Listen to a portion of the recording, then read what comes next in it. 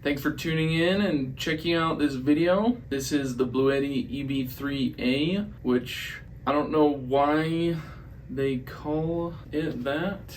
They have some interesting names for their power stations. They have other power stations, the Bluetti EB70, EB70S, EB55, EB150, and EB240. I believe. I'm not sure what the EB stands for. If someone knows, please let me know in the comments. Nevertheless, this one is called the Bluetti EB3A, and this is one that I am quite excited about. From the specs and the looks of everything that I've seen online, this one looks like it has all of the awesome modern features of what you want in a power station, bundled in a very small package. Something that's affordable, something that has a small battery. If you're looking for a super awesome power station that's got a bunch of features and that's gonna be long lasting and whatnot, and are okay with a small battery size, this is what you want to get. Just to give a little context, from Bluetti,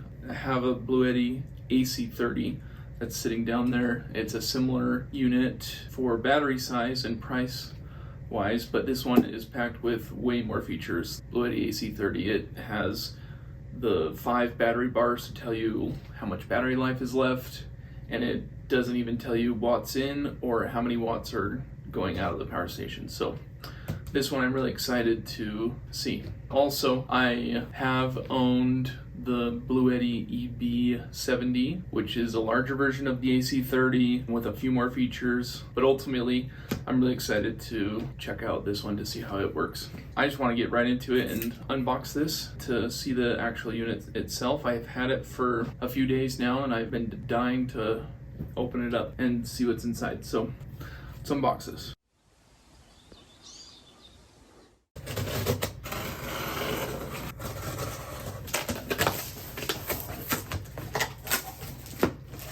All right.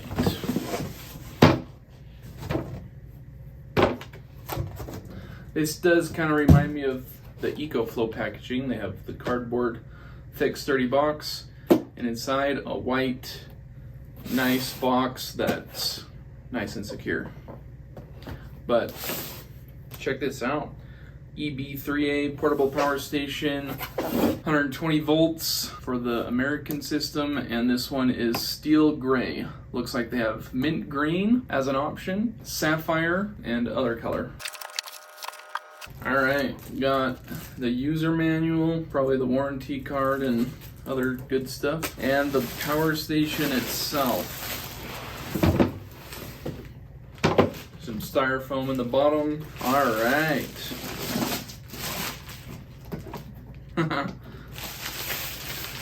Uh-oh, I just realized there's no power cables. Okay, thank goodness. In the bottom of the box, they've got some cables, thank goodness.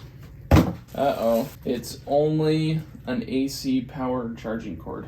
It does not come with a solar charging cord. That is a bummer. And there's nothing in the rest of the box. That's interesting because I read somewhere online that at first they were shipping these units without the solar charging cord, but then I heard and saw somewhere else that they started shipping them with the solar charging cord that you need.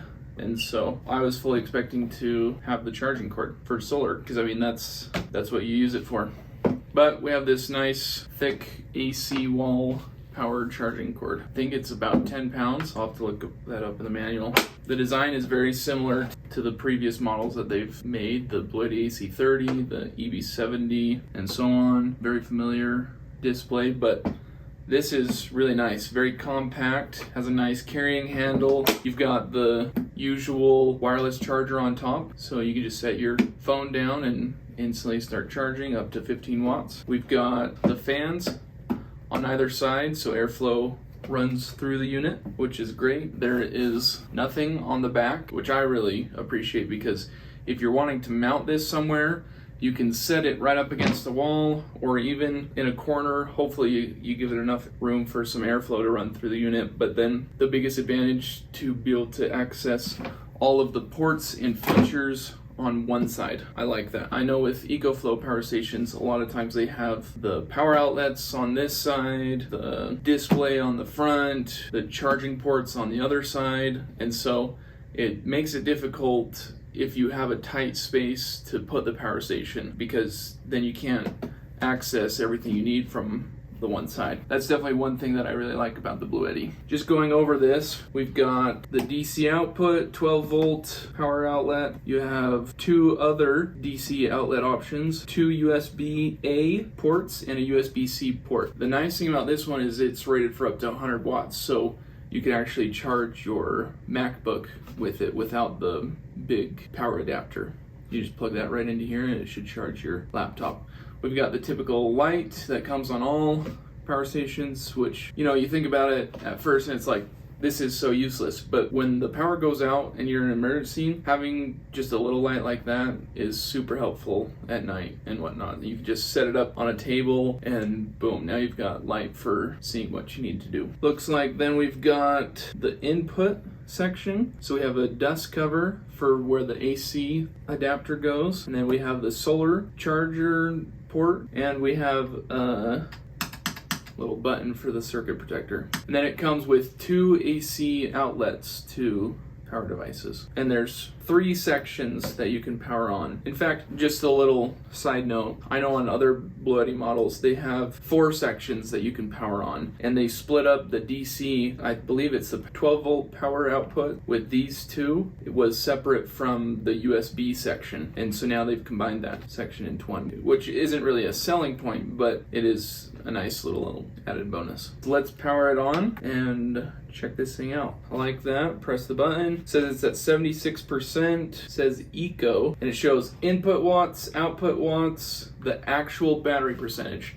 To me, that is so critical that they show the actual battery percentage so you know how much power you have left. Looks like they've also added a run time. So if you plug a device in, it'll, depending on how many watts it's drawing and how much battery you have left, it'll give you an estimated runtime of how long the power station can run the device. I like that. That is very useful. So the green light on means the AC is powered on, ready to go. Tap it again, it turns off. Even when I turn the buttons off, the display remains on. The light comes on, low, high, SOS, and off. The DC comes on, turns off. Looks like you don't have to press and hold these buttons. They're just tap buttons, which is kind of nice because some of the buttons before were kind of finicky. You had to play with them a little bit before they would actually listen to you and turn on. It looks like this is better. Cool. Let's plug this fan in. We got the fan, turn it on, plug it in, and turn the fan on. Okay, so we're pulling 43 watts, and that's on high mode for the fan. I'm actually kind of surprised. That seems like a lot of power for this little fan to pull, but maybe not. Maybe that's normal. So this is the cool part. So it's got 76% battery, and it's telling me that based on this output load of 43 watts, it can run for 4.3 hours. That is a really nice feature to know what to expect out of the device. So if I turn it on to low mode, then we go down to 33 watts, 34 watts. And based on that configuration, we can run this fan for 5.3 hours. And if we put on medium, it draws a little bit more, goes up to 38 watts and can run for 4.8 hours. And the second I turn the button off, the device turns off as well. Next, let's try charging it to see how that goes.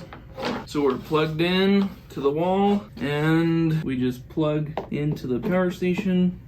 Display comes on and we're starting to charge. Right off the bat it said 430 watts. So then it dropped down and it's quickly climbing. So keep in mind we're at 76% charge. I know sometimes the charge rate comes down once you hit 80%, but it looks like we are taking in 265 watts of charging, and it's estimating that it will take 0.2 hours to fully charge the power station. 0.2 hours, that's like 12 minutes. That's pretty fast. Already we're at 77%. I also noticed this UPS symbol illuminated once I plugged in the wall. UPS stands for uninterrupted power supply. Let's say you have a security camera that you want powered, and you're concerned that if there's a power outage that you'll lose valuable footage. And so what you can do is plug the camera directly into this power station and leave the power station plugged into the wall. And so then what happens with the UPS, uninterrupted power supply, is that the camera is now running off the power station 24/7, and the power station is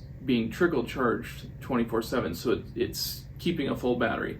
But the second that a power outage happens, the power station is no longer charging, yet it's still supplying power to your security camera. In the event of a power outage, you would still have your security camera recording footage that you need. And that's just one of many examples of how you can use a UPS system like that. Like I said, the second it reached 80%, the input watt lowered down to 155 watts. So with batteries and whatnot, I know that once they reach about 80%, in order to preserve the life of the battery, they reduce the charge rate so it doesn't damage or ruin the battery. We dropped from 250 watts down to about 150 watts, so we dropped 100 watts. One interesting thing about that, so before, if you remember, it was showing 255 watts roughly of input going in, and it showed 0.2 hours remaining to charge the device.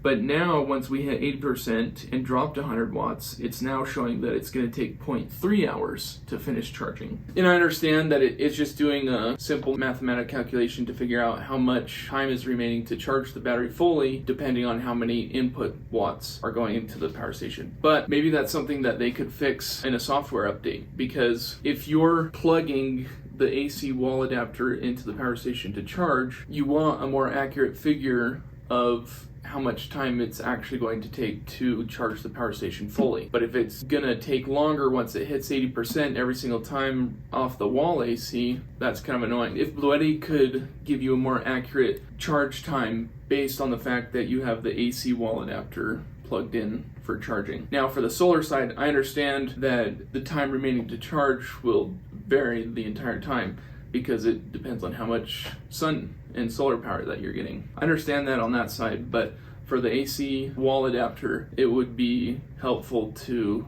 have a more accurate charging time based on the fact that once it gets to 80%, the input watts is going to reduce. Hope that makes sense. We'll leave it charging. Let's go ahead and look at the manual to see statistics about it. So warranty policy, all off-grid power station and solar panel products purchased from authorized platforms come with a 2-year hassle-free warranty and 1-year warranty for cables and other accessories. So this is the warranty information. And the user manual, this is kind of interesting. Under the maintenance section for the power station, it says, charge the unit to 80% state of charge every 3 to 6 months for long-term storage, which that's fine. But then it says, when the battery capacity drops to 20%, charge the power station to extend battery lifespan and do not power devices with 400 watts and above. So they're saying once the power station is down to 20% and it's weak, that you shouldn't be taxing the battery with such a high power demand. So that's kind of interesting. And it comes standard packaging. You got the power station, the charging cable, user manual, and warranty card. You can purchase accessories, the car charging cable, the solar charging cable, and the USB-C to USB-C cable. That's a bummer to me. I honestly feel like every power station should be shipped with the solar charging cable. It's okay if they don't include the car charging cable. I don't ever use that anyways, and I can understand that more as an accessory item. But the solar charging cable, I really wish they would include that with the purchase. So the power station comes with a lithium iron phosphate battery, top of the line battery. It's rated for several thousand cycles. This will last over a decade for a very long time. It's a 268 watt hour battery, 12 amp hours. It is 10 inches long by 7 inches wide by 7 inches tall. It weighs 10.14 pounds. Anyone should be able to carry that without a problem at all. The discharging temperature range is between -4 and 104 degrees Fahrenheit, and the charging temperature is between 32 and 104 degrees Fahrenheit. So you don't want to be charging this in low temperature conditions because that can damage the battery. And the working humidity range is anywhere between 10 and 90%. The power station itself is rated for 600 watts and it is rated for 1200 watts of surge power. This power station also has the feature similar to EcoFlow's that they call X Boost. I'm not sure what Bluetti calls it, but essentially this allows you to run higher power hungry devices by reducing the voltage to still equal 600 watts. So the power station is only capable of running up to 600 watts of power, but if you remember the equation, it's amps times volts equals watts. And so if you reduce the voltage that it supplies to a device, then that also reduces the wattage. So as long as the wattage stays under 600 watts, it can reduce the voltage of a device to be able to run that device where otherwise you couldn't if you didn't have that feature. I feel like that feature is iffy and I don't really like it because you're cutting out the power needs of the device that you're trying to run, which can damage the unit. So you want to be very careful when you're using that feature. The DC port is rated for 10 amps of power, which is pretty standard, and I'm glad it's not any less than that. So for the AC input, it can handle up to 268 watts of incoming power into the unit. And for the DC input, it can handle up to 200 watts of solar, between 12 and 28 volts. So essentially what that means is you can run two 100-watt solar panels in parallel to charge this device up to 200 watts of power, but you cannot connect two panels of any size in series. That's kind of a bummer, but that's not really a big negative for this power station and what you would expect from a unit like this.